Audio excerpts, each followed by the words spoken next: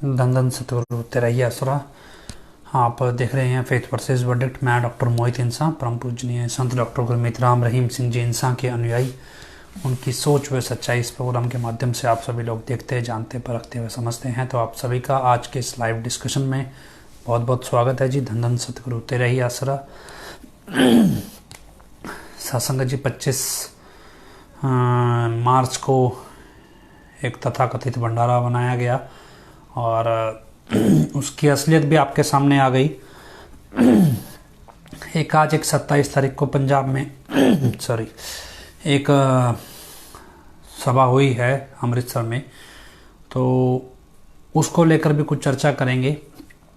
इस सब के साथ जो पंजाब में घटनाक्रम चल रहा है सिखों के साथ, और सिखों के अंदर एक अंतर्द्वंद चल रहा है, और यही द्वंद पिछले 5-6 साल से सात में भी चल रहा है। इधर सिरसा डेरा की संगत, सच्चा डेरा सच्चा सौदा की संगत में इस अंतर्द्वंद को हम समझेंगे, और इस सब चीज़ के पीछे कौन और कैसे काम करता है इसको भी समझेंगे। और क्यों सब कुछ हमें समझ आता है लेकिन हम समझना ही नहीं चाहते, तो ये सारी चीज़ें हम आज डिस्कस करेंगे भी कैसे होता है ये काम।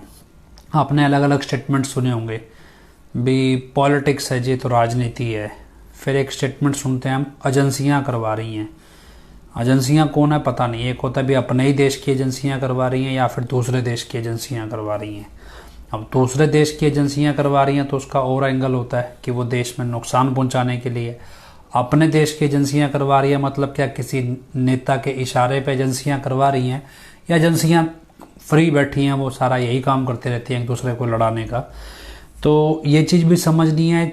चौथा क्या है भी, जैसे हनीप्रीत होगी, या फिर उधर से बादल हो गया, या कोई अकाल तख्त हो, या जो भी मतलब चौधरी बनते हैं, धर्म के ठेकेदार बनते हैं भी, क्या इस तरह के लोगों का कितना रोल होता है, और इस सब में ये सारी चीज़ बैलेंस कैसे होती है। तो ये हम चीज़ समझने की कोशिश करेंगे, क्योंकि मेरे पास लेटेस्ट एग्जाम्पल है अमृतपाल का, और इसके जरिए हम बाकी चीज जैसे इस एपिसोड को हुआ है, इसका एक प्रॉपर मोडस ऑपरेंडी है, उसी पैटर्न पे हम चीज़ें समझने की कोशिश करेंगे। क्या है कि हर रोज़ सुबह आप उठें, हम लोग उठते हैं, हर रोज़ सुबह उठेंगे और उठने के बाद हमें लगता है कि हमें क्या करना चाहिए। कोई ऊर्जा है, कोई एनर्जी है जो हमें ड्राइव करेगी। कौन कहेगा आके भी ये काम करो। एक है चलो जी हमें बच्चे पालने हैं, परिवार चलाना है, ये सब रोजगार का साधन चाहिए, पैसा कमाना है, और कोई घर में पैसा कमाता है, कोई घर संभालता है। तो ये सब बैलेंस एक जीवन यापन करने के लिए हमें रोजगार चाहिए। ये एक अलग एपिसोड है। लेकिन अगर हमें हमारी ज़िंदगी का मकसद चाहिए, धर्म के अनुसार, धर्म तो कहते हैं भी ज़िंदगी का एक ही मकसद है, नाम जपो, प्रेम करो, और इस धरती पे रहते हुए भक्ति करो। पता नहीं कितने जन्म से भगवान से बिछड़े, और भक्ति करो और मोक्ष प्राप्त करो, और हमेशा के लिए इस धरती से भगवान की दूसरी दुनिया में चले जाओ। ये एक धर्म का, सिंपल धार्मिक लोगों का कहना है। लेकिन इस सबके बीच हमें है कि हमारी ज़िंदगी में हमारा मकसद क्या है, और इस मकसद को पूरा कैसे करना है। हर एक आदमी की ज़िंदगी में एक जगह खाली है, उस जगह के अंदर भगवान रहता है, और उस जगह को बहुत सारे लोग भरने की कोशिश करते हैं, चाहे हनीप्रीत जैसे हों, चाहे अकाल तख्त जैसे हों, वट एवर जो भी है। अकाल तख्त कहे तो गलत टर्म होगा, हम उसको चलाने वाले लोगों को कहें तो भी वो ऐसे, या फिर हम आरएसएस कह लो, या फिर जो भी मौलवी वगैरह, जो भी मतलब उस स्पेस को, एक वैक्यूम को भरने की कोशिश करने में बहुत सारे लोग लगे हुए हैं। कोई सही, कोई गलत, कोई पखंडी, कोई ढोंगी, हर तरह का बंदा है। हर कोई कहे भी ये सही ये गलत, मतलब जैसे लोग हैं वो हजूर पिताजी को भी गलत समझते हैं, हम सोचते हैं भी वो गलत हैं, वो सोचते हैं भी हम गलत हैं। तो ये सब चीज़ें चल रही हैं, और ये सब चलती कैसे हैं, और इस सब में राजनीति कहाँ घुस जाती है, और कैसे कोई किसका इस्तेमाल करके चला जाता है, और पता ही नहीं चलता है। असल में क्या है कि हर आदमी की ज़िंदगी में एक मकसद है। आप अपने आप को टटोलना शुरू कीजिए, किसी और को छोड़िए। जितना मेरा ये जितना एक्सपीरियंस है, जितना मैं समझ पाया हूँ, या हम कहें डिस्कशन में जितना हम कंक्लूड करते हैं कि हम अपने आप से भागते हैं। अगर हम खुद को नहीं पढ़ना जानते तो हम सामने वाले को भी नहीं पढ़ सकते। मसलन कि हम सुबह उठें, हमें कौन सी एनर्जी ड्राइव कर रही है, कब आपको लगेगा अभी एडम ब्लॉक में पैसा दे देना चाहिए, ये एनर्जी है, क्यों आपको लग रहा है अभी ये पैसा देना चाहिए और ये पैसा सही जगह लगेगा, क्यों आपको लगता है अभी हनीप्रीत के ऑर्डर पे यहाँ जाके दंगा कर देना चाहिए और ये दंगा सही है, और उसके बाद आप जेल भी भुगते हैं तो भी जेल जाए तो ये भी आप बहुत बड़ी सेवा कमाए, मतलब क्यों आपको लगेगा कि ये पैसा एडम ब्लॉक के कहने पे रिश्वत के तौर पे जजों को, वकीलों को, अफसरों को दे देना चाहिए या उनके नाम पे दे देना चाहिए, और क्यों आपको लगे भी ये गैर कानूनी काम गैर कानूनी नहीं है और कानूनी है, ये आपके अंदर की एनर्जी कौन ड्राइव करता है, इस चीज़ को हमें समझना है। दूसरे एंड पे जो लेटेस्ट एपिसोड है अमृतपाल का, उसमें लगे भी क्यों एक आदमी को लगे भी अमृतपाल 6 महीने में आया और उसके ऊपर वो इतना पागल हो जाए भी उसके कहने पे वो हथियार भी उठा ले, ट्रेनिंग लेने लगे, या उसके कहने पे वो मतलब लड़ने मरने के लिए राजी हो जाए, और कौन सी एनर्जी ये ड्राइव करती है। एक्चुअल में हर एक आदमी का एक अपना स्कोप है भी मुझे इतना काम करना है, और उसे लगता है भी ये काम मुझे कर देना चाहिए, और बस उसे ये देखना है कि कोई धक्का दे दे, कुछ एनर्जी को ड्राइव कर दे उसे। मान लीजिए हम एग्जांपल देते हैं, एजेंसी कैसे काम करती है। कोई भी एजेंसी है, मान लो हम कहें देश की खुफिया एजेंसियां कह लो, या देश में वट जो भी एजेंसी हैं, हम ये मानते हैं भी गृह मंत्रालय में 12-13 एजेंसियां हैं, उसके अलावा एक उनकी जो मदर बॉडी है वो उसे NIA कह देते हैं, और उसके अलावा एक CBI भी है, मतलब इस तरह की एजेंसियां हैं, IB कह सकते हैं, रॉ कह देते हैं, ये सारी एजेंसियां हैं। ये काम कैसे करती हैं, उदाहरण के तौर पे मतलब कोई भी एक लीडर, जैसे अमृतपाल एक लीडर आया, अमृतपाल ने क्या किया भी एक टारगेट लिया ऑडियंस भी नशा करने वाले लोग। नशा करने वाले लोग नशा कब करते हैं, जो बिल्कुल नशे का आदी हो भी उसके जीवन में कोई उमंग नहीं बची हो और वो उस उमंग को सोचे भी नशा करके मैं अपनी बाकी ज़िंदगी भूल जाऊं और उस उमंग को दोबारा पैदा कर लूं, इस उम्मीद में लोग नशा करते हैं। और लेकिन वो क्योंकि नशा शरीर को आदी बना देता है, इसलिए वो नशा शरीर के लिए घातक हो जाता है। उमंग आए ना आए वो बात की बात है।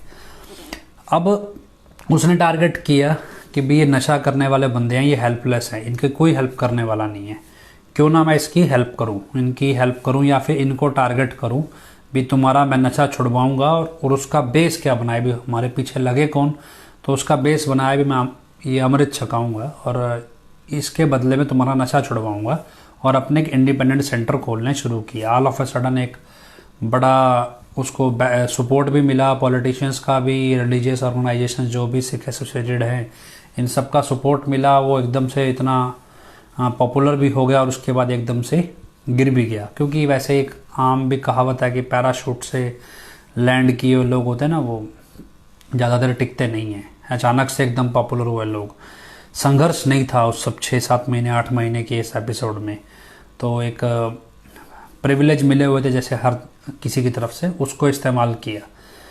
अब एजेंसी कैसे देखती है, हमने थोड़े दिन पहले एक एपिसोड चलाया कि आप 6 बजे के बाद शाम को और सुबह 8 बजे तक व्रत रखें। हम यहीं से समझते हैं भी 6 बजे के बाद से लेकर सुबह 8 बजे तक व्रत रखें। अब 6 बजे के बाद आप फ्री हो गए, अब आपको पानी पीना है सिर्फ, उसके बाद आपको कुछ खाना पीना नहीं है, तो आपके सिर से एक स्ट्रेस खत्म हो गया। तो 6 बजे से लेके अगले दिन सुबह 8 बजे तक आप 14 घंटे के लिए फ्री माइंड है, आपको कुछ नहीं करना है। और अब क्या है कि मान लो मैं एक लीड कर रहा हूँ किसी चीज़ को, मैं लीडर हूँ, तो एजेंसी मुझे कैसे देखेगी कि भाई इसने 14 घंटे के लिए लोगों को अपने हाउस होल्ड मतलब अपने घर के कामों से अलग कर दिया, और अब ये अपनी तरफ मतलब मैं अपनी तरफ उसका ध्यान, उन लोगों का ध्यान खींच रहा हूँ जो खाना खाने में जिनका ध्यान नहीं है। मतलब मैं सीधी भाषा में कहूँ कि आपको डिनर नहीं करना है और फिर मैं लाइव चलाऊँ तो आपका ध्यान मेरे लाइव के ऊपर कंप्लीट हो। ये एक एजेंसी इस निगाह से देखती है। मतलब क्या है कि मैंने आपकी ऊर्जा, जो आपकी एनर्जी है मानसिक तौर पे, जो अलग अलग जगह बटी हुई है, अभी आपने खाना खाना है, दूध पीना है, ये करना है, वो करना है, उस सब वहाँ से हटा के एक डायरेक्शन दे दी जो मतलब मेरी तरफ आए। मैं इस तरह से समझाना चाह रहा हूँ। अब उसके बाद जब ये एनर्जी मैंने अपनी तरफ खींच ली, अब मैं इसको कौन सी दिशा दूंगा, मतलब अब इस 14 घंटे के अंदर मान लो मैं लीड कर रहा हूँ तो मैं क्या डायरेक्शन दूंगा। जो मान लो अभी लगभग 225 लोग देख रहे हैं, तो क्या डायरेक्शन मैं दूंगा, एजेंसी इस निगाह से देखती है। यही चीज़ आप अमृतपाल के एंगल से भी समझो।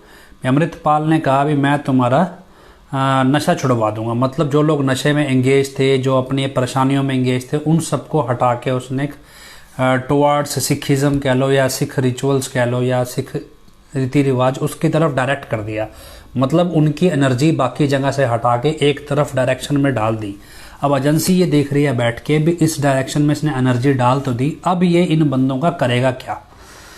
और फिर उन्होंने एक स्टोरी जो चल रही है अभी, इसने क्या किया, मतलब एक स्टोरी जो पुलिस प्रेजेंट कर रही है कि जी इसने उस एनर्जी के जरिए फिदाइन तैयार करने चाहे, एक सेना तैयार करनी चाहिए और उस सेना से वो एक बड़ा काम कर सकता था। अब क्योंकि 29-30 साल का बच्चा या लड़का कहें इतना मेंटली मैच्योर नहीं होता जो इस तरह से, वो भी इतना खास पढ़ा लिखा नहीं था। अब हम यहाँ एज्यूम कर लेते हैं कि जो वो कर रहा है वो एक्चुअल में उसको पीछे से कोई गाइड कर रहा है, और वो गाइड कौन कर रहा है, मतलब इस सबके पीछे कोई है, वो गाइड कौन कर रहा है, वो कौन है वो भी हम बाद में समझेंगे। लेकिन हम डेरे की तरफ आते हैं। डेरे में क्या हजूर पिताजी ने भी यही काम किया कि हमें कह दिया जी आपने नशा नहीं करना, नॉनवेज नहीं खाना, पर पुरुष पराई स्त्री वाला 3 परहेज बताए। इसके बाद भी आप नाम जपो। अब आपका सारा डायरेक्शन आ गया हमारा डेरे पिताजी की ओर। ये सारे काम तो करने नहीं, बुरे कामों में जाना ही नहीं, तो जो अच्छे काम करने, अब डायरेक्शन सारा पिताजी की ओर है। अब एजेंसी बैठ के पिताजी को देख रही है अभी, अब ये एनर्जी अपनी तरफ खींच तो ली, अब ये एनर्जी डाइवर्ट कहाँ होगी, भी काम क्या होगा इस एनर्जी के जरिए। तो उसमें काम क्या हुआ, फिर पिताजी ने कहा भी अब एनर्जी आ तो गई, उसके बदले उन्होंने ग्रीनेस फोर्स बना दी। इस फोर्स के जरिए 133 भलाई कार्य चलाएगी। अब ये एनर्जी डायरेक्टेड हो गई है, अब इसको इस दिशा में बांट दो। कोई सफाई अभियान में लगा दिया, कोई किसी काम में, कोई किसी सेवा के काम में, कोई किसी सेवा के काम में, तो इस तरह से एनर्जी डाइवर्ट करी। मतलब अगर एक ओवरऑल एजेंसी या वर्ल्ड में कोई भी ऐसा मॉडल है जो स्टडी करता है किसी को, वो इस तरह से ही स्टडी करता है भी इस दिशा में इस तरह से एनर्जी को डाइवर्ट करना। जब वो एनर्जी गलत दिशा में डाइवर्ट हो रही हो या फिर उसकी डाइवर्जन मिले ना, मतलब कहें भी मैं कहूँ कि मैंने 100 लोग बुलाए और 100 लोगों को मैंने क्या काम कहा, जब ये मिले ना, वहाँ एजेंसी की घंटी बज जाती है भी कुछ गड़बड़ है।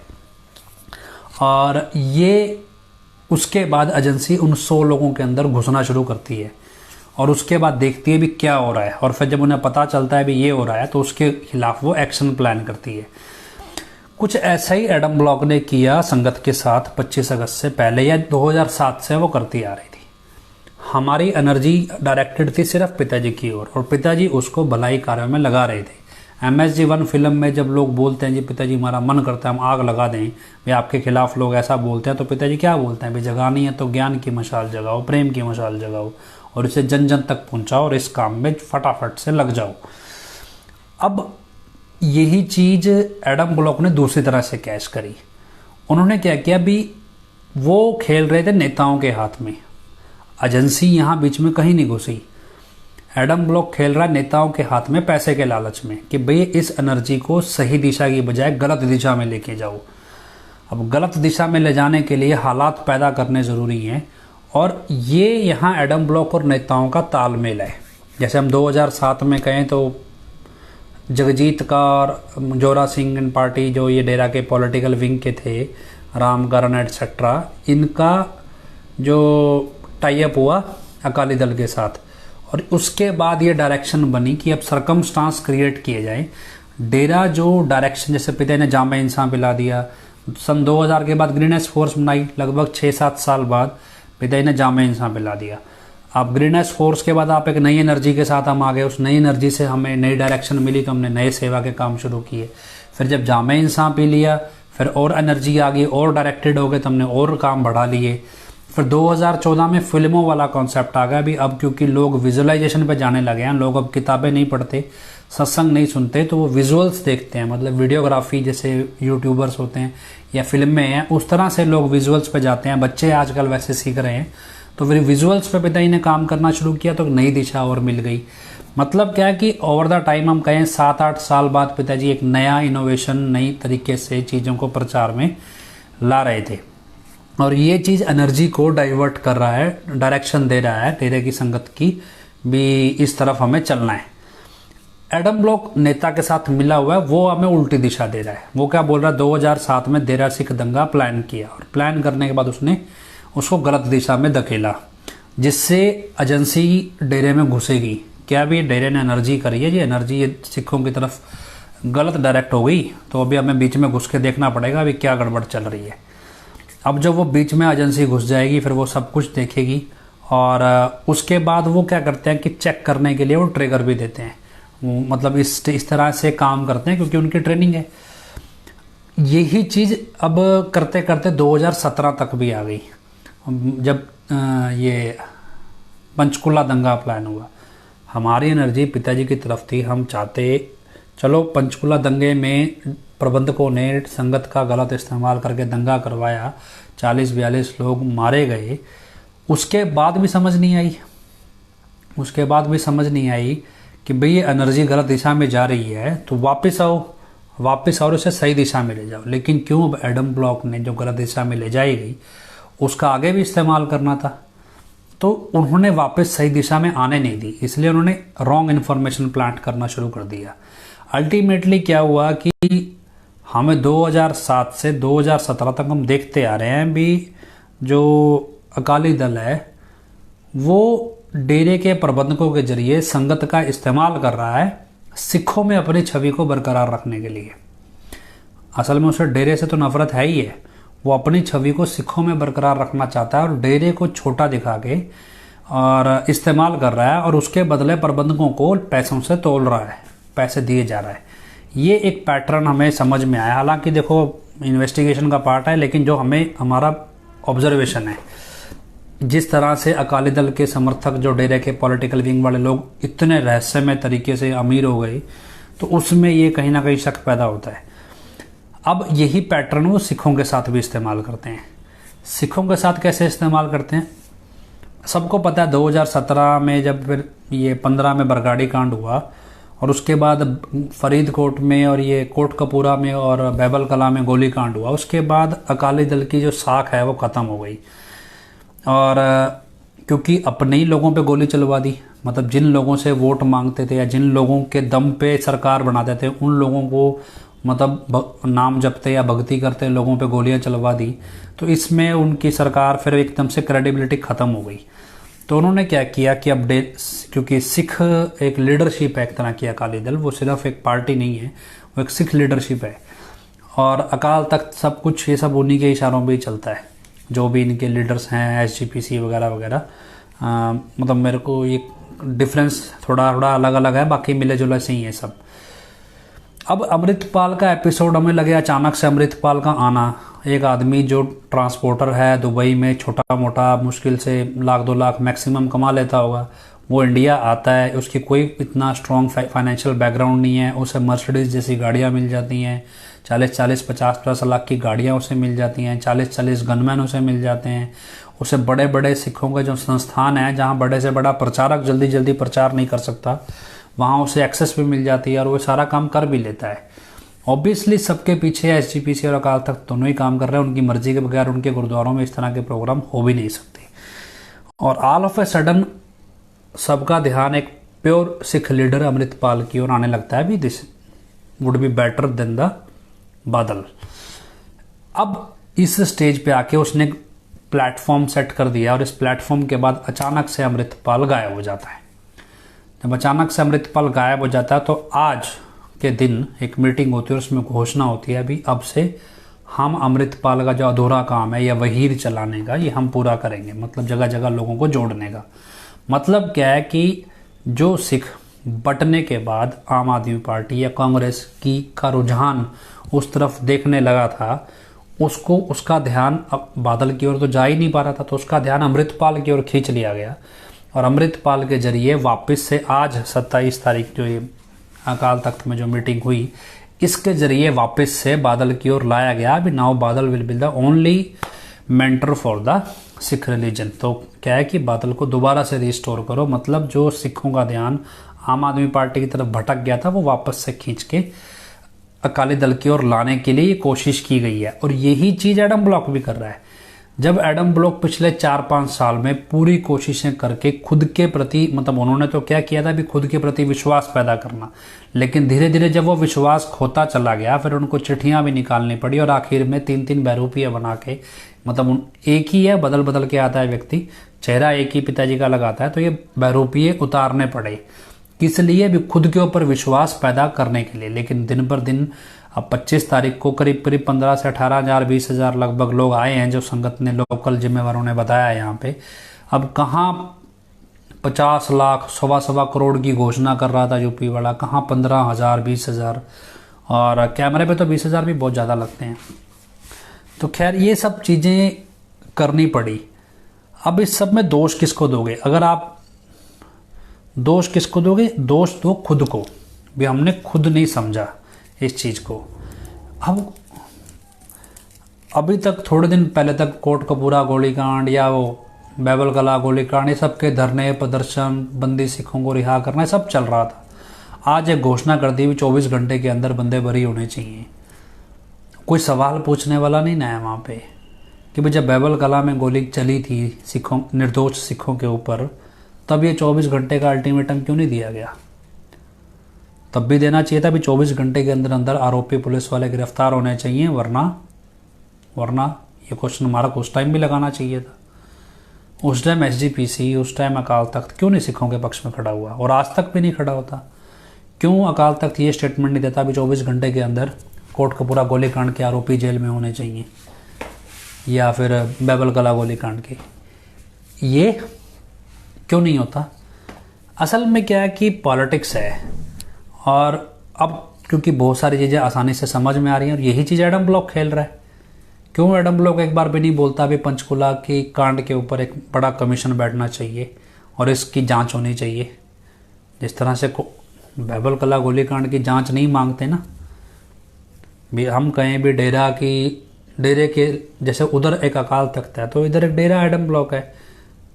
अपने खुद के की हुई कारनामों के ऊपर क्यों नहीं कभी जांच मांगते ये? मतलब खुद किसी की भी हत्या करवा दें, कर दे तो ठीक, दूसरी सरकार आके अगर सवाल भी पूछ ले तो क्या है? इसका मतलब क्या है कि कहने को धार्मिक संस्थान है, असल में पॉलिटिक्स का बाजार है ये।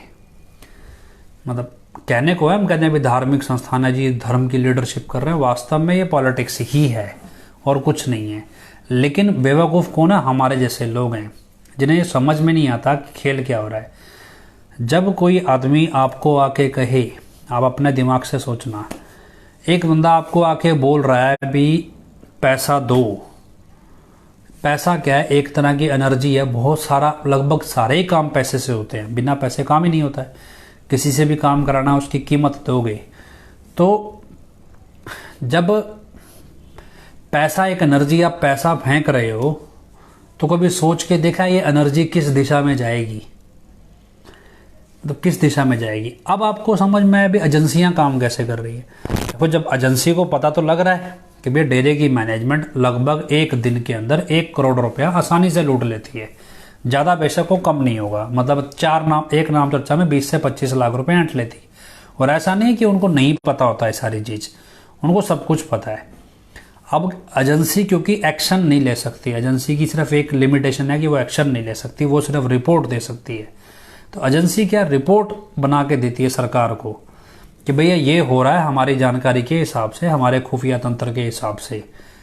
एक्शन लेने के लिए ऑफिशियल बॉडी होती है, इसलिए एजेंसी के काम को सरकार के साथ जोड़ दिया जाता है कि एजेंसी अपना काम कर रही है, सरकार क्योंकि ऑर्डर नहीं देगी तो एजेंसी एक्शन नहीं लेगी जब तक ऑर्डर नहीं देगी। और यही तालमेल है एडम ब्लॉक का और सरकार के साथ, नेताओं के साथ, जो सिखों के साथ सलूक हो रहा है। अब सिख इस असमंजस में है कि भैया बैबल कला और कोटकपूरा गोलीकांड और बरगाड़ी कांड होने के बाद अकाली दल का चेहरा क्यों देखें? लेकिन अमृतपाल के एपिसोड के जरिए उन्हें यह एहसास कराया गया कि बादल के अलावा दूसरा ऑप्शन ही नहीं है, करोगे क्या? यही चीज हम डेरे में भी देखते हैं कि घुमा फिरा के जब हम हजूर पिताजी के वचनों को देखते हैं, समझते हैं, तो आखिर में हनीप्रीत तक लाके आपको इस स्टेज पे ला देगा भी हनीप्रीत के अलावा आपके पास ऑप्शन ही नहीं है। मतलब हनीप्रीत है तो यूं चुटकी में अफसर भी काबू आ जाएंगे, यूं चुटकी में जज भी काबू आ जाएंगे, हर चीज हनीप्रीत के इशारों पे नाचने लगेगी तब जब एक हनीप्रीत 42 लोगों की मौत की जिम्मेदार है। क्यों? क्योंकि सबके पीछे आपके जरिए निकलने वाला पैसा एक बड़ा सिस्टम चलाता है जिसे करप्शन कहते हैं, धर्म के नाम पे ठेकेदारी, और यही चीज उधर भी होती है। अब इस असमंजस में ये सब राजनीति नहीं तो क्या है, यही चीज घूम रही है। मैं आपको एक उदाहरण देता हूं। मैं अभी आज सुबह एक कहानी पढ़ रहा था, एक मतलब अधूरी है, पूरी एग्जैक्टली क्या है मुझे नहीं समझ में आई क्योंकि श्लोक के अंदर थी, जितना मैंने समझने की कोशिश की।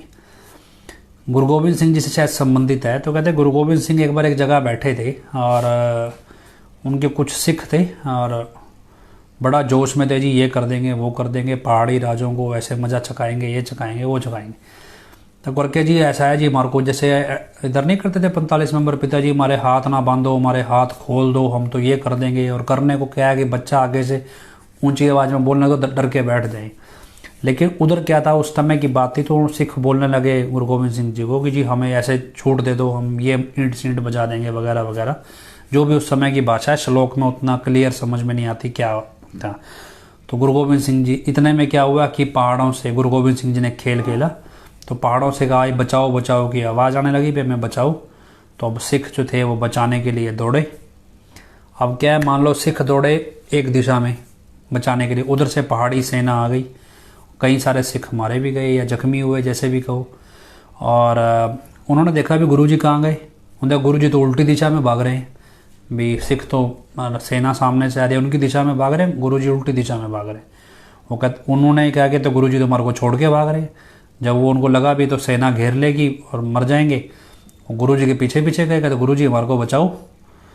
तो गुरुजी ने क्या किया, तीर कमान निकाला और 5 तीर चलाए अलग अलग दिशा में।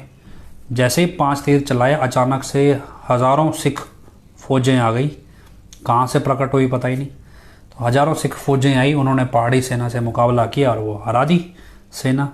और वो जो सेना प्रकट हुई थी वो फिर से गायब हो गई। अब रह गए वही गिने चुने जो वहाँ पे थे। तो गुरुजी उनको शिक्षा क्या दे रहे, बोले इसलिए नहीं दिया हथियार भी तुम अहंकारी हो जाओ, भी तुम किसी को भी मारने का सपना देखने लगो, किसी को भी दबाने का, किसी को भी इस तरह से। काम तुम मालिक ने करना है, तुम नहीं कर रहे। अहंकार नहीं पालना है, काम तो ईश्वर करता है, मालिक करता है, और उसने कर ही लेना है। आप चाहे गिनती में 1 हो चाहे 10 हो, तो 1 भी हो तो भी 1.25 लाख के बराबर हो जाओगे। मतलब ये चीज़ें उस समय की हैं। आज जब हम देखते हैं और जब हमें कोई सिखाता है एडम ब्लॉक जैसा बंदा कि भाई हम इतनी भीड़ जाएं, ये करेंगे वो करेंगे, जब 25 अगस्त से पहले या 2010 में बसें फूकने का काम किया हो इन्होंने, या 2007 में दंगा कराया हो, 2012 में भी दंगे की तैयारी की थी एक बार, 17 में दंगा कराया तो ये सब चीज़ें करी, लेकिन गुरु की ताकत पे यकीन नहीं ना किया। चलो हम एडम ब्लॉक क्या है, क्योंकि इनके कौन सा एक खसम है, तो बहुत सारे हैं, तो किस किस को स्पेसिफाई करें। लेकिन अगर हमारे पास सही एग्जांपल अमृतपाल है, अमृतपाल ने सिर्फ एक ही गलती की एक इंटरव्यू के अंदर, क्योंकि उसका कई बार एक ऐसा स्टेटमेंट होता है जो लैंडमार्क सा हो जाता है, यार ये स्टेटमेंट ऐसा था जिसके बाद ये आप उसको माफ़ नहीं कर सकते या उसको आप नहीं सही समझते। जब एक पत्रकार ने पूछ लिया कि जी अजनाला के अंदर जो लोग इकट्ठा हुए थे वो गुरु ग्रंथ साहब के सम्मान में इकट्ठा हुए थे, ना कि आपको बैकअप देने के लिए इकट्ठा हुए थे, तब उस अमृतपाल ने इंटरव्यू में एक स्टेटमेंट में कहा कि जी आप गुरु ग्रंथ, रिपोर्टर को बोलता है भी आप गुरु ग्रंथ साहब को ले लो और इतने बंदे इकट्ठे करके दिखाओ। अब ये एक अहंकार था। हम यहाँ कहीं भी जो ये अहंकार है, यहाँ पे गुरु अपना हाथ खींच लेता है कि जहाँ पे आदमी की अपनी हस्ती है। यही चीज एडम ब्लॉक ने भी की। अब दूसरे एंड से आप समझो, जिस अमृतपाल के पीछे, जिस अमृतपाल के एक साथी के पीछे 70 से 80 हजार लोग अजनाला पहुंच गए, इकट्ठा हो गए बैकअप देने के लिए, सिर्फ एक आदमी को थाने से छुड़ाने के लिए, और पुलिस से मारपीट भी की, सब कुछ किया, तो फिर आज वो कहाँ गायब हो गए? आज तो ये 100-200 ही रह गए जो गिरफ्तार हुए। तो फिर वो 70-80 हजार बंदा किसने भेजा, कहाँ से आया और क्या करने आया? समझ आया आपको भी 70-80 हज़ार बंदों को कौन लीड कर रहा है। यहाँ कम से कम 400 से 545 मेंबर पूरा 15 दिन चक्कर मारते हैं ब्लॉकों में, तब जाके मसा 80-90 हज़ार बंदा ये सिरसा में इकट्ठा कर पाते हैं पूरा जोर लगा के। तो फिर वहाँ वो 70-80 हज़ार बंदा हवा में आ गया। कोई तो सिस्टम था जो जिन्होंने उसको भेजा वहाँ पे उन लोगों को, तो आज वो लोग क्यों नहीं गए, वो आपको समझ आ जाना चाहिए। यही चीज़ आपको डेरे में भी समझ में आएगी। पंचकुला के अंदर ऐसे स्पॉन्टेनियस नहीं पहुंच गई संगत 5 लाख वहाँ पे, 4-5 लाख। ये 70-80 हज़ार बंदा जो पुलिस को पीट के गया अजनाला में, ऐसे ऐसे बंदे भी पहुंचे थे। मतलब हम नहीं करे सिख पहुंचे थे, मतलब जिस तरह से यहाँ भी लोग आए उस तरह से संगत के बीच में भी ऐसे लोग आए जो इस तरह का काम करने आए थे, और ये सब करके चले भी गए। तो ये अचानक से नहीं आए, एक पूरा सिस्टम तैयार था। अब जो आके डेरे में घोषणाएं कर रहे थे, हम जी आपका जहाँ पसीना गिरेगा वहाँ हमारा खून गिरेगा, एटसेट्रा एटसेट्रा, कोई किसी बिरादरी का था, वो किसी बिरादरी का था, सब क्या थे, किराए के टट्टू थे। कोई किसी में दम नहीं है। सब किस लिए, ये इसी राजनीति का ही पैसा खाते हैं। एक बड़ा नाम तो नहीं बताते, पर एक फिल्म का कोई विरोध हुआ, और क्योंकि मैंने खुद ये चीज़ अपनी आंख से देखी और उन लोगों के बीच में बैठ के उन्हीं से ही सुनी है। एक फिल्म का विरोध हुआ और उस विरोध के अंदर बड़े लोग दंगे फसाद भी, लड़ाई झगड़े भी हुए, मतलब कह लो लोग जेल में भी गए। आखिर में जाके पता चला भी जो विरोध करने वाले बंदों का लीडर था उसकी और डायरेक्टर की आपस में सेटिंग थी कि भाई ये सब करना है, इसके बदले इतना पैसा दूंगा और ये सब करके तुम्हें ये सब इस तरह से मेरी फिल्म हिट करानी है। तो यही पैटर्न हर जगह चलता है। आप ये मत भरोसा कीजिए वास्तव में कोई वफादार है या कोई ईमानदार है। जब भी कोई आदमी आपकी एक ग्रुप की ऊर्जा को डायरेक्शन दे रहा है तो वो किस दिशा में दे रहा है उसको परखना आपकी ज़रूरत है, आपको करना चाहिए। और जब आप ये परखना शुरू कर देंगे तब आपका इस्तेमाल कोई नहीं करेगा। तो आप ये दोष देना बंद करो भी एजेंसियां इस्तेमाल कर गई, नेता इस्तेमाल कर गए। जब आपका खुद का दिमाग काम नहीं करता तो फिर हम लोगों को दोष नहीं दे सकते। आज अगर मान लो वो कहे जी 24 घंटे का अल्टीमेट है और करो, आज वही लोग जो कोट कपूरा और बैबल कला में डंडे खा के गोलियाँ खा के आए थे, आज अगर वो लोग चुप हो गए सिर्फ इस तरह की घोषणा पे, तो इसका मतलब क्या है कि अब तक जो उनके पीछे बैकअप दे रहे थे वो भी स्क्रिप्टेड थे। जो पीड़ित है वो अकेले पड़ जाएंगे एट द एंड, जाके कोई उनका साथ ही नहीं खड़ेगा, और जो खड़ेगा वो इंडिविजुअल होगा। और इंडिविजुअल को दबाना बहुत आसान है, एक ग्रुप को दबाना मुश्किल है, एक भीड़ को दबाना मुश्किल है। यही प्रॉपर प्लानिंग होती है। देखो देश में कोई भी पुलिस है, एजेंसी है, सब है, उनका अपना काम है अपराध होने से पहले रोकना या फिर अपराध करने वालों का पता होना, दोनों चीज़ें हैं। तो ऐसा नहीं है कि एडम ब्लॉक के बारे में उनके पास कोई जानकारी नहीं, सब जानकारी है। ये यूपी वाला नकली असली, और छोड़ो अफसरों ने तो मुझे खुद आके बताया अभी नकली है जी, असली ऐसे ऐसे, असली के साथ यही सब कुछ हुआ है, इस तरह करके ये सब सारे हालात बने हुए हैं, इसलिए नकली वाला चल रहा है। तो वो तो खुद ही आके सारा कुछ बता दिया हमें। पर क्या है कि सबको सब कुछ पता है। काम क्या है भी नीड किसकी है, जिसने ऑर्डर देना है एक्शन लेने के लिए उसकी जेब में पैसा पहुंच रहा है कि भैया ऑर्डर नहीं देना। और क्योंकि ये छोटे स्टेज पे काम नहीं हो रहा, खेल आम लोगों के साथ ही खेला जाता है। बाकी जिन्होंने पैसा लूटना है और जिन्होंने उस लूटे हुए पैसे को बांटना है, ये तो उनका तो वो तो ऊपर से मतलब कंट्रोलर है सब चीज़ के। पिसना किसको है? अब 24 घंटे बाद मान लो अमृतपाल के साथ जुड़े हुए बंदे रिहा नहीं हुए तो क्या होगा? कुछ होगा? नेशनल मीडिया ने इतना सब कुछ चलाया, ऑर्डर दे दिया अकाल तख्त ने भी, उनके ऊपर कानूनी कार्रवाई की जाएगी। आपको लगता हो जाएगी? इलेक्शन के दौर में क्या मीडिया से बैर अकाली दल ले लेगा वाया अकाल तख्त? ये सब क्या खोखले दावे हैं। लेकिन जिस मंच से हो रहे हैं उस मंच की बहुत इंपॉर्टेंस है सिखिज्म में।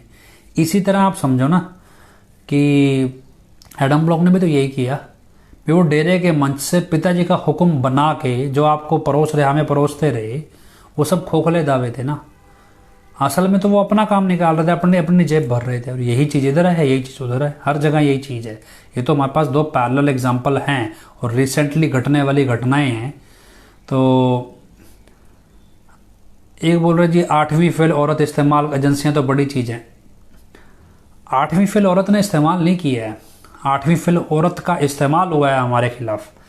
उसके पल्ले क्या, उसको तो आप उसका नाम पूछ लो, अपने नाम के स्पेलिंग ढंग से नहीं याद होंगे उसको आप कुछ ही पूछ लो, मतलब उसको सिवाय ऐश परस्ती करने के, महंगे सामान पहनने के, वो क्या होता है ना, एक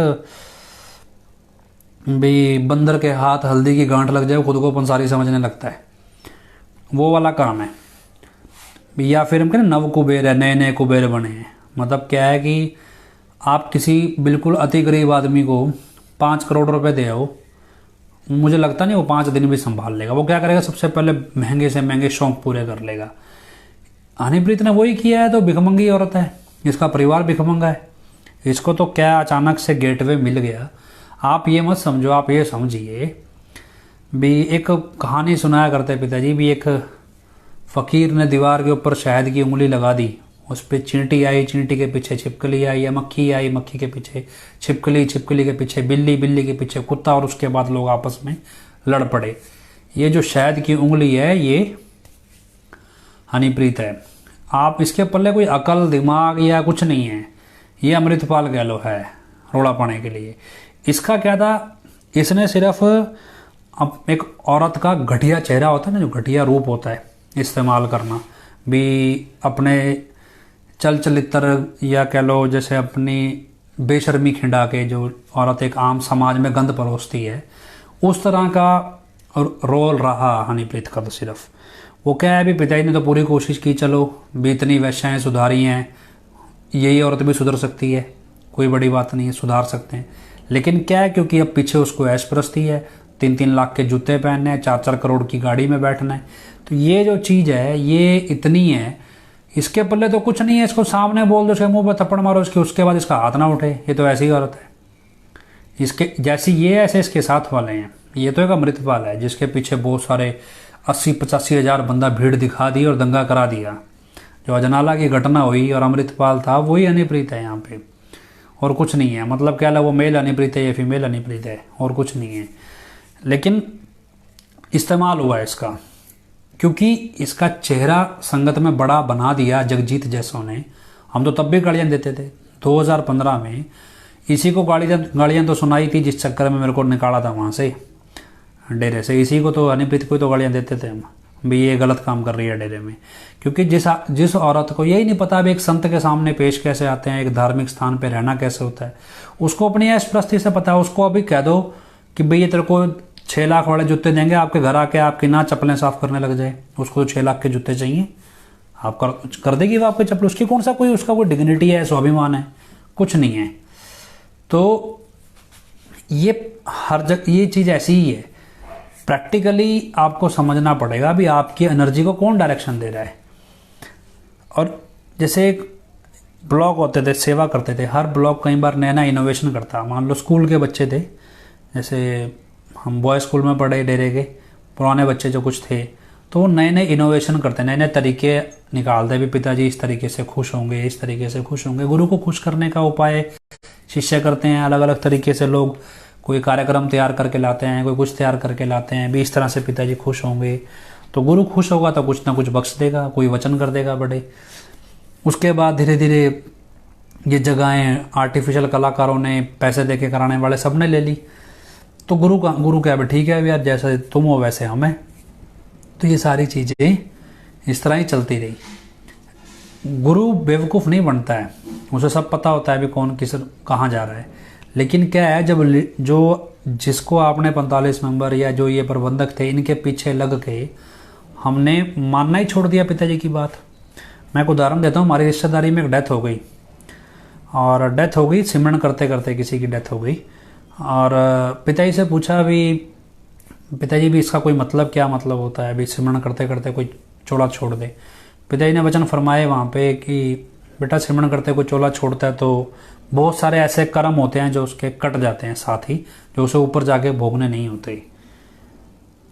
इतनी सी बात थी, 10 सेकंड 20 सेकंड में ख़त्म हो गई। बाकी परिवार को आशीर्वाद दे दिया। लेकिन इतनी सी बात को पुष्पा गुरचरण कौर जैसा ने 1.5 घंटा लगा के समझाया, समझाने लग गए जबरदस्ती। कुछ सुनने नहीं चाह रहा, जबरदस्ती समझा रहे हैं भी इस वचनों का क्या मतलब है। और मेरे जैसा तो नहीं सुनता था, लेकिन बहुत सारे लोगों ने सुना भी। तो अब ये जो ट्यूशन देने का धक्के से जी हम समझाएंगे पिताजी का मतलब वचनों का, क्योंकि पिताजी कोई फारसी भाषा में तो वचन करते नहीं थे, या कोई ऐसी भाषा जो हमें समझ ना आती हो उसमें वचन तो करते नहीं थे। फिर ये एटम ब्लॉक वाले कोई नवी भाषा कौन सी सिखाते हैं? ये वो भाषा जो इनके लिए काम करती है। ये आपको फिर फर्जी करिश्मे भी सुनाते हैं। एक तो इनमें से प्रबंधक थी, मैं शायद नाम बोल गया, वो कहती जी मैं तो वॉशिंग मशीन में कपड़े धो रही थी तो उसमें से 45,000 रुपये मिल गए, पता नहीं 45 लाख रुपए निकल आए जी वॉशिंग मशीन में। कह जी मैंने वो सारे पैसे निकाल लिए और उसके बाद निकालते निकालते 45 लाख हो गए, पता नहीं 45,000 हो गए। उसके बाद हमने मशीन भर के खाली करी। कहते पिताजी को हमने जाके बोला, पिता कहते हमने तो नोटों की मशीन लगाई थी, तुमने बंद कर दी, और निकला वहाँ 45 रुपये नहीं थे। बस क्या है कि ये उनका तरीका है खुद को बड़ा भक्त साबित करने का। देखो जी हमारे साथ ऐसी घटनाएं घटती हैं भी, और हम बड़े भक्त हैं इसलिए घटती हैं हमारे साथ। ये सब तरीके बहुत अजब मतलब चलते थे डेरे में। और पिताजी बार बार स्टेज से बोलते भी, हम तो भी हाँ में हाँ मिला देंगे तुम्हारी, लेकिन तुम अगर यहाँ झूठ बोलोगे तो वो तुम्हारे साथ वैसा ही बीतेगा। तो आज कौन है? आज आप यकीन मानो गिनती के जो चापलूस हैं एडम ब्लॉक के, उसके अलावा कुत्ता जात नहीं पूछता एडम ब्लॉक की। नहीं तो एक समय था भी, संगत छोड़ो आम लोगों में भी अगर कोई कहे ना भी डेरे का बंदा है तो लोग इज्जत से पेश आते थे भी, यार धर्म कर्म करने वाले लोग हैं। आज वो बोलो डेरे का प्रबंधक है जी, हो गया थोड़ा बाहर निकाले तो घर लूट लेगा हमारा। आज तो ऐसे आप कहीं जाके कहना जी डेरे का प्रबंधक, किसी को इंट्रोड्यूस कराना, वो कहेंगे भैया घर से बाहर निकाले तो लुटेरे लोग हैं, क्रिमिनल लोग हैं।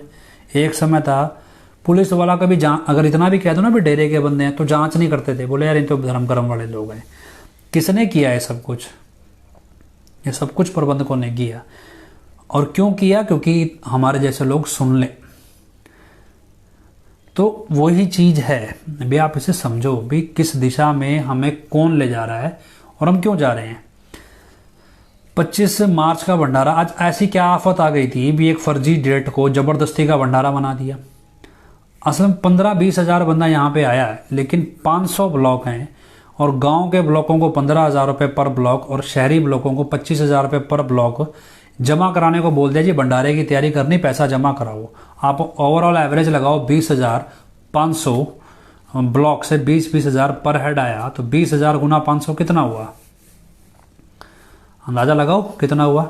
20,000 में 4 जीरो, 500 में 2 तो 6 जीरो, और 5 दूनी 10, 7, 1 करोड़ रुपया।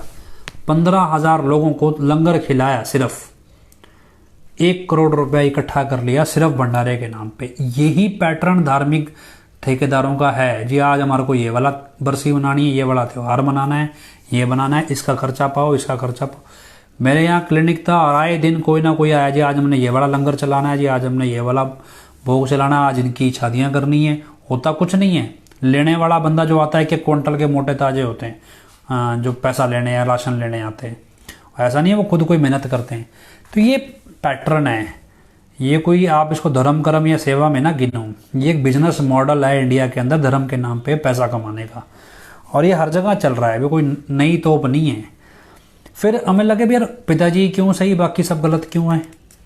क्योंकि किसी भी, हमने बहुत सारे लोगों को मैं सुनता हूँ, बहुत सारे लोगों के सत्संग सुने मैंने, उनके वीडियोस देखो, जब आपको समझ में आता है कि पिताजी ने कभी संगत की ऊर्जा का गलत इस्तेमाल नहीं किया, हमेशा उनको सही डायरेक्शन दी, जबकि बाकी जितने भी लोग हैं वो भी संगत की, जितनी उनकी संगत है वो हमेशा उनकी ऊर्जा का गलत इस्तेमाल ही करते हैं।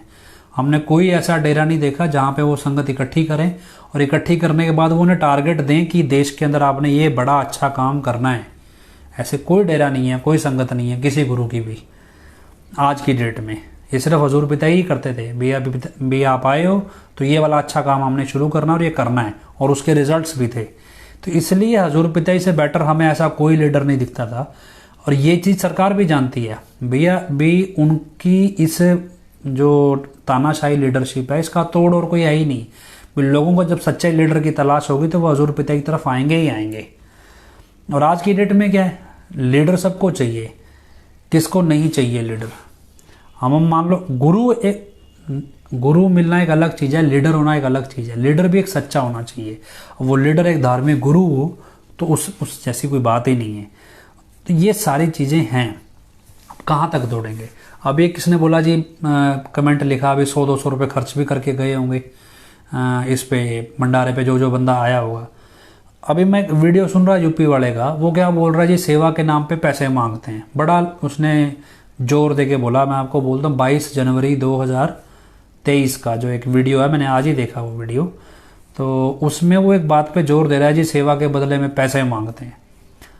भी उसको ये बात कहनी क्यों पड़ी कि सेवा के बदले में पैसे मांगते हैं? कौन मांगता है पैसे और किसको सुना रहा है वो?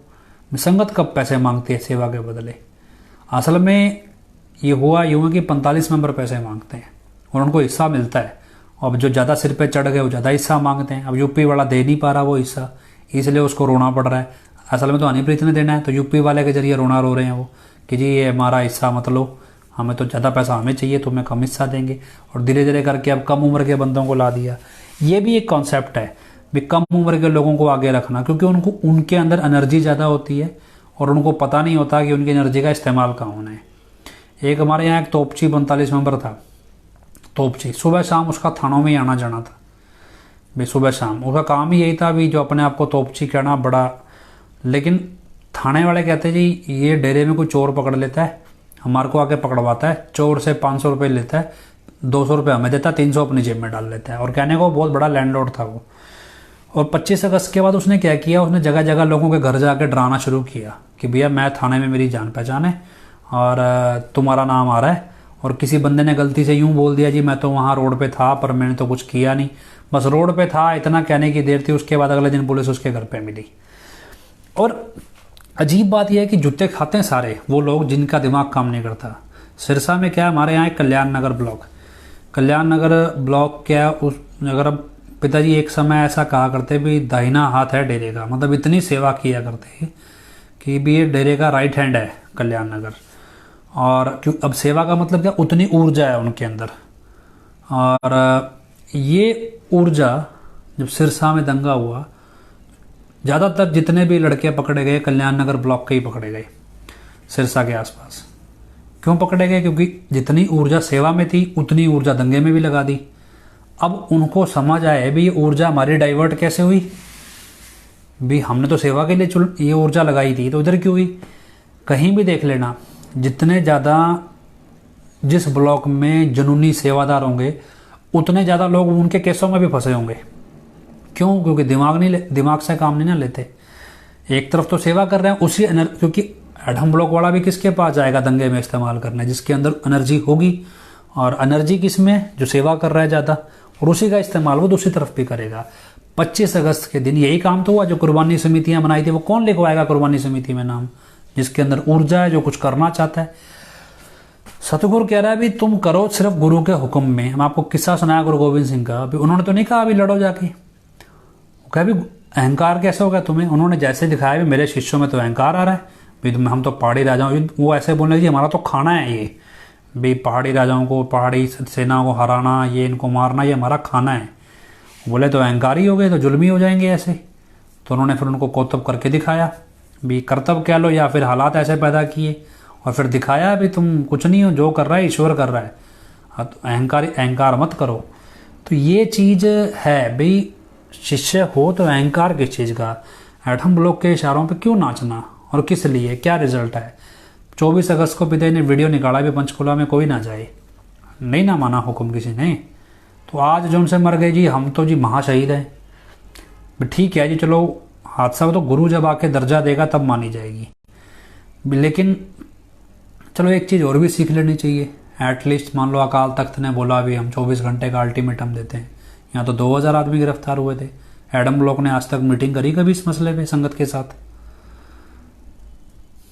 भी कभी करी मीटिंग भी, चलो हमें कुछ करना चाहिए? नहीं, ये तो लुटेरे हैं।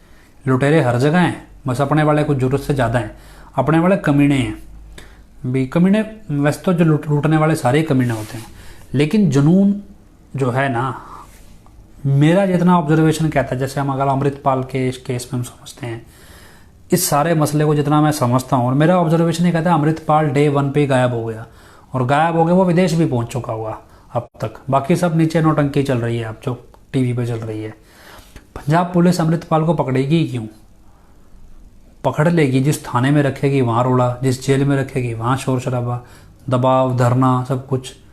पकड़ना है, पकड़ेंगे, पकड़ना ही नहीं तो भागा रहेगा, जब तक पकड़ में नहीं आएगा तब तक धरना किस चीज़ का। तो असल में वो तो डे 1 पे गायब होके जहाँ उसे पहुँचना है वो वहाँ पहुँच चुका। मतलब वो एक आया इसीलिए था, प्लांटेड इसीलिए था कि वो सिखों को वापस से अकाली दल के साथ जोड़ सके, और उसने बेस बनाया और खुद डिफॉल्टर हुआ और वो जोड़ के चला गया। वो तो 20-50 हज़ार कमाने वाला बंदा था और 20-50 हज़ार वाली औकात पे वापस पहुंच गया होगा।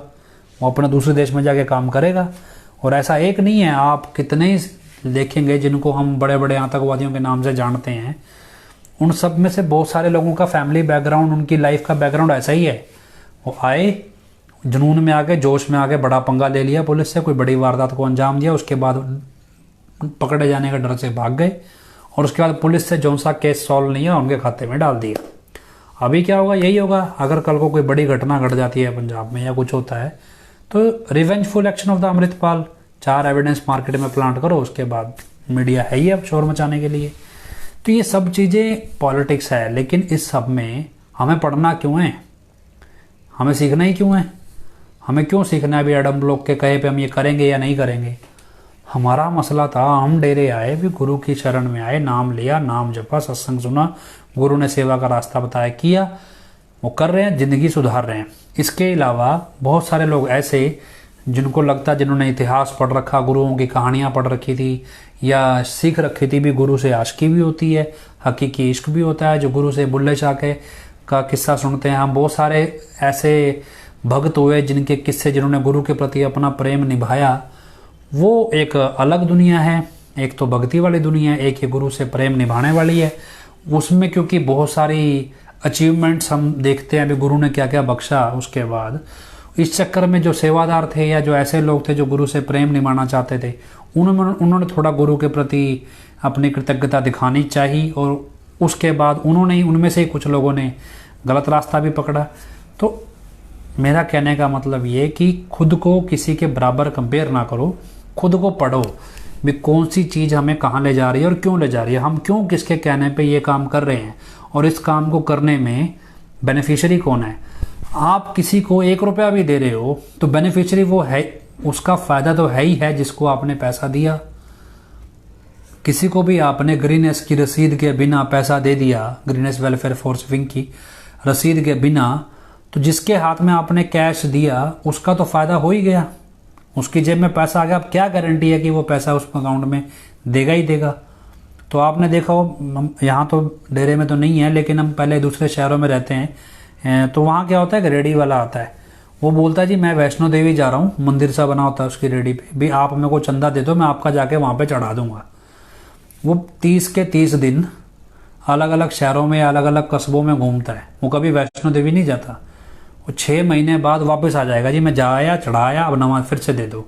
उसने वहाँ कभी जाना ही नहीं, तो आपके पास क्या गारंटी है वो वहाँ जाके चढ़ा देगा। अभी राम मंदिर बनना था, लोगों ने पैसा इकट्ठा करना शुरू कर दिया, रसीदें बांटने, हमारे यहाँ भी आगे रसीदें काटने राम मंदिर की। और जब टीवी पे देखा या इंटरनेट पे चेक किए तो पता लगा जिस कंपनी ने मंदिर बनाना है उसने ये अपना जो टेंडर भरा उसका फ्री ऑफ कॉस्ट भरा, भी हम ये समाज सेवा के नाम पे फ्री में बना के देंगे ये मंदिर, सारा मटेरियल भी हमारा होगा। अब जब कंपनी ने फ्री में बनाने का टेंडर भर दिया तो फिर मंदिर बनाने के पैसे कौन ले रहा था, और ये पैसे हर गांव शहर में लिए गए हैं बड़े बड़े रसीदें काट के। तो यही चीज़ एडम ब्लॉक कर रहा है, और कौन कर रहा है। आप कहाँ तक दौड़ोगे और कैसे बचोगे, कैसे सबसे। आपका ये पैसा कितने अपराधों में, कितने लोगों की मौत में, कितने लोगों के घर बर्बाद करने में, क्योंकि एक का घर आबाद करने के लिए मान लो 4 लाख का जूता जब हनीप्रीत पहनेगी, तो जिसके घरों में से जहाँ वो 4 लाख सेवा में लगना था वो तो बर्बाद किए ना। और वो जिनको 4 लाख का जूता पहन के कोई से गिरफ्तार ना करे या मनी लॉन्ड्रिंग में या ईडी इनकम टैक्स पीछे ना लगे, तो उनको जो पैसा रिश्वत का जाएगा वो आप ही के पैसों से तो जा रहा है, और कहाँ से जाएगा। तो रिश्वत देने के लिए परमार्थ किया है क्या आपने। हनीप्रीत को कोई इनकम टैक्स वाला ना पकड़े, ईडी वाला ना पकड़े, या एडम ब्लॉक के लोगों को ब्रह्मचारियों की हत्याओं के सिलसिले में कोई ना पकड़े। तो अभी रिसेंटली क्या, हमने सिरसा के डिस्ट्रिक्ट जज को सारी डिटेल बताई। सिरसा की लेडी डिस्ट्रिक्ट जज है फिलहाल, उन्होंने पूरी डिटेल लिख के दी भी एडम ब्लॉक क्या क्या कारनामे कर रहा है, उन्हें कोई मतलब नहीं। भी होने दो जी, मर्डर हो रहे हैं तो होने दो, क्या फ़र्क पड़ता है, करोड़ों अरबों रुपया लूट रहे हैं, होने दो। तो अब किसको बोलोगे? डिस्ट्रिक्ट जज को बोल दिया, हाई कोर्ट को बोल दिया, सुप्रीम कोर्ट को बोल दिया। ये किस लिए? क्योंकि जितना बस होगा कुछ नहीं है। पहले 100 में से मान लो 50 रुपये इनकी जेब में जा रहे हैं, 50 रुपये रिश्वत में बट रहे हैं। जब इन सबको हम बोल देंगे तो 100 में से इनकी जेब में 50 की जगह 30 हो जाएंगे, 20 और बांटने पड़ेंगे। मुझे यही होता है। और जब 20 और बांटने पड़ेंगे तब ये आपके पास क्या कह के आएंगे? फेथ वालों ने तो जी हमारा जीना आराम कर रखा है, हमारी सरकार फाइल नहीं उठाती, हमें तो और पैसा लगाना पड़ेगा, और बंदे लेने पड़ेंगे, और वकील लेने पड़ेंगे। किस लिए? क्योंकि अगलों का धंधा बंद हो रहा है। और जिस अफसर को अर्जी लिख दोगे उसको लगेगा भी मैं तो अपना पैसा बढ़ाऊँ, बाकी ऐसी तैसी कराई। तो क्या है, ये एक स्टेज पे हम ये कहते हैं अब ऐसी जब स्टेज आए तो आपको लगता है भी यार सच कहाँ है? में सच तो है ही नहीं, भी सच किसके पास है? अब जो वास्तव में सच की तलाश में है, जो सच के लिए, हर आदमी का अपना स्वार्थ जुड़ा है। जिसको पता है जी मेरे को बंगीदास बनना है, मेरी ये दुकान है और मेरे को ये दुकान चलानी है, मेरे पास संगत का ग्राहक आना चाहिए तो मैं बंगीदास बन जाऊंगा, और जितना मेरे पास ग्राहक आएगा उसको 10% कमीशन में मान लो दे दूंगा। ऐसे मेरे पास एक संस्था वाले आया करते चंदा मांगने, तो वो हर 15 दिन बाद आ जाते जी 1000 रुपये 1100 रुपये चंदा दे दो। तो मैंने क्या किया, मैंने कहा जी ऐसा आपकी संस्था में कितने लोग हैं? तो क्योंकि डेरे का तो ये नियम नहीं है चंदा देने का इस तरह से। मैंने कहा जी आपकी संस्था में कितने लोग हैं? बोला जी 500-700 लोग हैं। मैंने कहा ठीक है जी, जितने मरीज भेजोगे, हम तो जो मरीज भेजने वालों को कमीशन देते हैं, जो हमारे पास मरीज भेजते हैं, जो रेफ़र करते हैं, चाहे वो छोटे डॉक्टर हों चाहे वो केमिस्ट वाले हों, तो आप भी भेज देना, आपको भी कमीशन दे देंगे। तो उन्होंने मरीज भेजना शुरू किया, कमीशन के तौर पे हमने चंदे की पर्ची कटानी शुरू कर दी मैंने। तो यही काम है, कमीशन ही तो कट रहा है, और क्या हो रहा है? कमीशन सिस्टम ही तो है। 45 मेंबर जितना पैसा आपसे ला के देगा उसका उतना कमीशन बंधा हुआ है। तो आपको क्या लगे भी साल में 8-8 महीने ये घर से बाहर भाग रहे हैं, घर में इनका कोई कारोबार नहीं है, फिर ये करोड़पति कैसे बन गए सारे के सारे? ये आपसे इकट्ठे किए पैसे का कमीशन ही तो मारते हैं, और क्या करते हैं? फिर जब ये यूपी वाला आ जाएगा तो ये नाच नाच के भी दिखाते हैं। जैसे कहते हैं भी वो लिखता है ना, एक बंदा पोस्ट लिखता है जी हम तो अपने यूपी वाले की चापलूसी करेंगे, गुरु की चापलूसी करेंगे। तो ये गुरु की चापलूसी मतलब क्या है? वो खुद को भगत भी तो दिखाना है कि भगत हम बड़े भगत बन गए, तभी तो पैसा मिलेगा, और नहीं दिखाएंगे तो पैसा कौन देगा? तो ये एक, हम इसको अंग्रेजी भाषा में विशियस सर्कल बोलते हैं। भी ये एक ऐसा चक्रव्यूह है, इससे आप बाहर निकल ही नहीं सकते। बाहर निकलेंगे जब अपना दिमाग खुद का इस्तेमाल करें कि भाई हम ये पैसा क्यों दे रहे हैं और कहाँ दे रहे हैं और किस लिए दे रहे हैं, पिताजी क्यों रोक रहे थे सबसे। और इसके अलावा अब समझते हैं भी आध्यात्मिक दुनिया में जाएं भी यार पाप बहुत बढ़ गया, अब क्या करें? तो हवा में कल्पना लगा लो और कुछ करना ही ना चाहो तो फिर क्या करें? एक किस्सा सुनाते हैं भी, कोई गुरु था, हालांकि दुनियावी तौर पे कोई पूर्ण संत नहीं था, लेकिन एक संत थे, वो अचानक से एक दिन अपने संगत के बीच में से गायब हो गए, भी चले गए। ज़्यादा पुरानी बात नहीं, 40-50 साल पुरानी बात ही होगी। तो अचानक से चले गए अपनी संगत को छोड़ के, और लोगों को अच्छे काम सिखाते थे, सब कुछ सिखाते थे। तो उनकी संगत में हो गया भी गुरुजी कहाँ चले गए, कहीं चोला तो नहीं छोड़ गए, मर तो नहीं गए। फिर भी उनकी संगत ने कोशिश की ढूंढने की। उनकी संगत में जितने फौजी थे, आर्मी में थे, पुलिस वाले थे, उन सबको बोला। उस समय तो के व्हाट्सएप सोशल मीडिया था नहीं, तो हुलिया बता सकते थे भी ऐसा ऐसा हुलिया है। हर बंदे के पास फ़ोटो कैमरा नहीं होता था, तो उनकी फ़ोटो भी नहीं थी। तो उन्होंने कहा भी यार ऐसा ऐसा ये हमारा गुरु है जी, ये गुम हो गया, ढूंढते रहो। तो ढूंढते ढूंढते ढूंढते ढूंढते लगे रहे सारे। तो जितने उनके चेले थे, आगे फौजी थे, उन्होंने आगे से आगे मैसेज लगाया यार इनको ढूंढो कहाँ है। तो कोई फौजी कहीं पहाड़ों में ड्यूटी दे रहा था, उसको देखते थे तो उसको पता लग गया भी ये तो इस पहाड़ की गुफा के अंदर कोई बाबा रहता है। उसने देखा भी कौन है ये, उन्होंने देखा भी जैसा हुलिया बताया था ये तो वैसा ही बाबा है। तो उसने ढूंढ निकाला। आप जब ढूंढ लिया तो उसने कहा बाबा जी आप वो वाले बाबा जी हो गए? हाँ जी। कह जी फिर आपके लोग तो आपको ढूंढ रहे हैं, तो मैं उनको बता दूं भी आप यहाँ बैठे हो? बोले नहीं बताना। कह जी इतना रोते हैं लोग, बता देता हूँ। तो उन्होंने बता दिया। बताया, बाबा जी आगे फिर गायब हो गए, कहीं और भाग गए, या गायब हो गया चले गए कह लो भी नहीं। अब 1 साल बाद जब उनकी संगत पूरी व्याकुल हो गई, उनके शिष्य जो भी थे बहुत ज़्यादा व्याकुल हो गए, फिर वो लौट के आए। पर क्या है भी संगत ने जोर तो लगाया, कि भाई कुछ करो, कहाँ गए, क्या क्या बात हुई, नाराज हैं, क्या है, चोला छोड़, कुछ क्या हुआ उनके साथ, कहाँ गायब हो गए, कोशिश ही ना करे कोई। तो फिर आप आएंगे, पिता ही देख लेंगे। तो फिर जब आएंगे तो आप तो देख लेंगे, पिताजी आपको देखेंगे या नहीं देखेंगे इसकी क्या गारंटी है।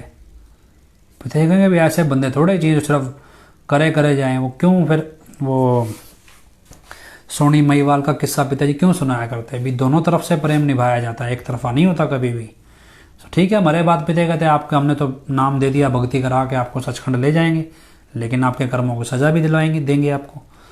तो पिताजी तो अपना फर्ज पूरा करना है पर, लेकिन इस जन्म में जब आप गुरु से प्रेम का दावा करो तो फिर निभाने टाइम ये नौटंकी थोड़ी ही चलती है भी, ठीक है जब आ जाएगा तब देख लेंगे, पैसे की धौंस है, ठीक है जी 30-40 हज़ार का परमार्थ करेंगे और बैठ जाएंगे। मर्जी तो गुरु की मौज है, ना करे ना दे। पिताजी अक्सर मजलिस में कह देते हैं गुरु की मौज है, संत की मर्जी है, दर्शन ना दे, जंगलों में जाके बैठ जाए तो ना दे। तो अब हालात क्या बने क्या नहीं बने, क्यों ये नकली वाला लाया गया, हजूर पिताजी जेल में से कहाँ गायब हो गए, कहाँ चले गए, किसी को नहीं पता। संत का अपना खेल है, संत को कौन बांध सकता है। जिसके सारे खंड ब्रह्मांड खड़े हों उसको थोड़े ही बांध लोगे, वो तो अपनी मर्जी से चलेगा, दुनिया उसके हिसाब से चलती है, वो दुनिया के हिसाब से थोड़े ही चलता है। तो खैर ये सारी चीज़ें हैं, और अब इसमें आपको खुद समझना है कि आपका किसका इस्तेमाल कब कैसे कहाँ हो रहा है। और ये बात आप ध्यान रखना कि जो सलूक 25 अगस्त के समय संगत डेरा सच्चा सौदा की संगत के साथ किया गया, यही सलूक सिखों के साथ चल रहा है। और क्योंकि क्या है कि वो किसी के सुनते तो है नहीं, वो तो अपनी चलाते हैं जैसा भी है। तो इसका मतलब ये नहीं है कि आप उनको कोसना शुरू कर दो या उनको कहो देखो अब तुम्हारे साथ ये हो रहा है, क्योंकि ये होना है, देखो होनी बलवान है। जितनी निंदा संतों की पंजाब से शुरू हुई है तो पंजाब उस चीज़ का संताप भुगतेगा। और क्योंकि ये तो उनके ग्रंथों में दर्ज है भी, संत की निंदा बहुत बुरे स्तर पे ले जाएगी। और क्योंकि जो अकाली दल के लिए जैसा अमृतपाल है वैसा ही भिंडरावाला था, उन्होंने तो उसका भी इस्तेमाल किया, भिंडरावाला को मरवा दिया, फिर राज में बैठ गया, अमृतपाल गायब करके फिर आने की कोशिश कर रहे हैं। ऐसे उनके लिए पिताजी भी थे भी, पिताजी कल को कहीं सिखों के अंदर इन्फ्लुएंस ना बना लें, तो इसलिए वो पिताजी के खिलाफ भी थे और हैं आज भी, और इस्तेमाल कर रहे हैं एडम ब्लॉक के जरिए पिताजी के ऊपर आरोप मढ़ने का। तो क्या है प्रैक्टिकली कि सिखों के पास कोई प्योर लीडर नहीं है जो एक्चुअल में उनको गुरु ग्रंथ साहब के वास्तविक ज्ञान का बोध करा सके। हाँ ठीक है, ग्रंथ लिखा है, सब एक्सप्लेनेशन है, सब पढ़ लो, लेकिन उस पर चलना भी होता है, उस पर विश्वास कायम भी रखना होता है। अगर रखते होते तो इतना थोड़े ही भी आधे से ज़्यादा पंजाब नशे में डूब जाता। अगर वास्तव में सबका गुरु ग्रंथ साहब पे 100% विश्वास होता तो सब उस भरोसे को छोड़ के नशे में ना डूबते, अपने देश को छोड़ के ना भागते। तो ये सब पैटर्न है, और इसीलिए क्योंकि उनके विश्वास में कमज़ोरी है। हाँ बाकी बिना मतलब का धमकाने के नाम पे दावा ठोक देना, जैसे एडम ब्लॉक वाले ठोकते हैं, वैसे ठोक देना एक अलग बात है। तो ये चीज़ें चलती रहेंगी, लेकिन इसका मतलब ये नहीं है कि हम उन्हें कोसना शुरू कर दें। देखो पिताजी की निगाह में सब बराबर हैं, कहते हैं संत का कोई भरोसा नहीं, वो पत्थर मारने वाले को बख्श दे, लेकिन एटलीस्ट उनके बुद्धिजीवियों में हम ये चीज़ देखते हैं, उनको इस चीज़ का एहसास है। उनके जो गीतकार हैं सब कुछ हैं, उनको इस चीज़ का एहसास है, वो इस चीज़ की कल्पना करते हैं भी गुरु गोविंद सिंह जैसा शख्स कोई आएगा या गुरु गोविंद सिंह खुद आएंगे और इस सब चीज़ से वो उन्हें निजात दिलाएंगे, उनके बंधन तोड़ेंगे। लेकिन अब क्योंकि उन्होंने बहुत बुरा सलूक किया है, उन्होंने क्या कहो, हम तो ये कहेंगे भी जो नेताओं के एजेंट थे, देखो आम सिख संगत ने कोई हमारा बिगाड़ा थोड़ी है कुछ, लेकिन आम जो ये नेताओं के चापलूस थे, जो अपने आप सोशल मीडिया में हीरो बनने की कोशिश कर रहे हैं, उन्होंने संतों की निंदा कमाई है, थोक में कमाई है, बर्बादी तो होनी है। ये तो परमपिता जी के भी वचन थे। जब परमपिता जी से पूछा गया पिताजी खालिस्तान बनेगा, तो परमपिता जी ने वचन किया बेटा खाली स्थान तो बन सकता है, खालिस्तान नहीं बनेगा। तो क्या है कि तो परमपिता जी के वचन, खाली स्थान बन सकता है, इसका मतलब क्या है, कुछ ऐसे हालात पैदा होंगे। तो ऐसे में हम ये नहीं है, क्योंकि पिताजी ने हमें प्रेम करना और जोड़ना सिखाया है।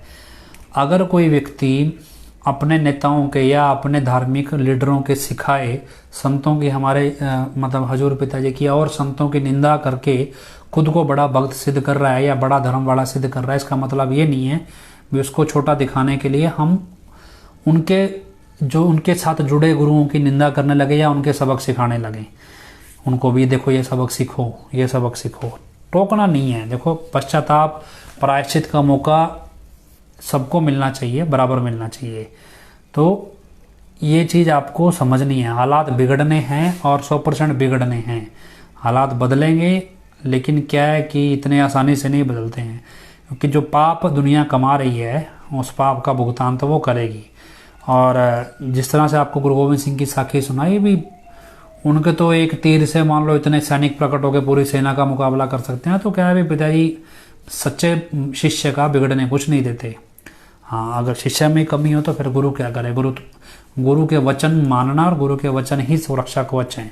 तो ये चीज़ आप ध्यान रखें। तो शायद आज टाइम ज़्यादा हो गया और 9:45 से 10 बजे तक हम नाम सुमरण करते हैं। तो आप सुमरण पे भी फोकस करें और ये सारी चीज़ों को समझें। हालांकि मैं बार बार एक ही बात को घुमा फिरा के वहीं लेकर आ रहा हूँ, और आप अपने सवाल जो भी हैं, डाउट्स हैं, वो भेजते रहिए, पर सीरियसली लीजिए इन चीज़ों को। चीज़ें बिगड़ेंगी। कैलकुलेशन जितनी हमारे समझ में आती है भी, एनर्जी जो है वो बहुत गलत दिशा में डाइवर्ट हो चुकी है। और इस सब के लिए कोई एक आदमी जिम्मेदार नहीं है भी हम कहें भी सिर्फ एजेंसियां जिम्मेदार हैं या सिर्फ सरकार जिम्मेदार है। हर कोई जिम्मेदार है। हाँ, ये बात है कि इस सब का बेनिफिट उठाने के लिए जो नेता हैं वो अफसरों को एक्शन लेने नहीं देते, और अफसर अपनी जेब भरने के लिए उस अफसर का इस्तेमाल करते हैं। तो ये सारा मिला जुला एफर्ट है। अब क्योंकि काम मिलजुल के हो रहा है तो फिर भुगतान भी मिलजुल के ही होगा सबका। तो खैर, तब तक हम उम्मीद करते हैं, प्रार्थना करते हैं भी, कहते ना भी पिताजी भी प्रेम प्यार के रास्ते से सुधर जाए तो सुधर जाएं। तो हम प्रार्थना करते हैं हजूर पिताजी के चरणों में भी सच्चाई सामने आए और अमन शांति हो, भाईचारा हो, सब आपस में प्रेम से रहें। जितनी बुराइयां हैं, ठगी बेईमानी, सब खत्म हो जाए। तो एक प्रार्थना के साथ हजूर पिताजी के चरणों में नारा लगाते हैं, धन धन सतगुरु तेरा ही आसरा। आखिरी में अरदास बोलेंगे, धन धन सतगुरु तेरा ही आसरा। हे मालिक, तुझे लाज है अब बहुत हो गया, तू दया में रहमत कर। तेरे प्यार मोहब्बत की राह में हमें कोई दुख तकलीफ ना आए। तो ऐसी रहमत बख्श वह सबको सुमति दे। किस तरह से देनी है यह तो सब जानता है, जिसको जैसे देनी है वैसे दे, वो तेरी मर्जी। धन धन सतगुरु तेरा ही।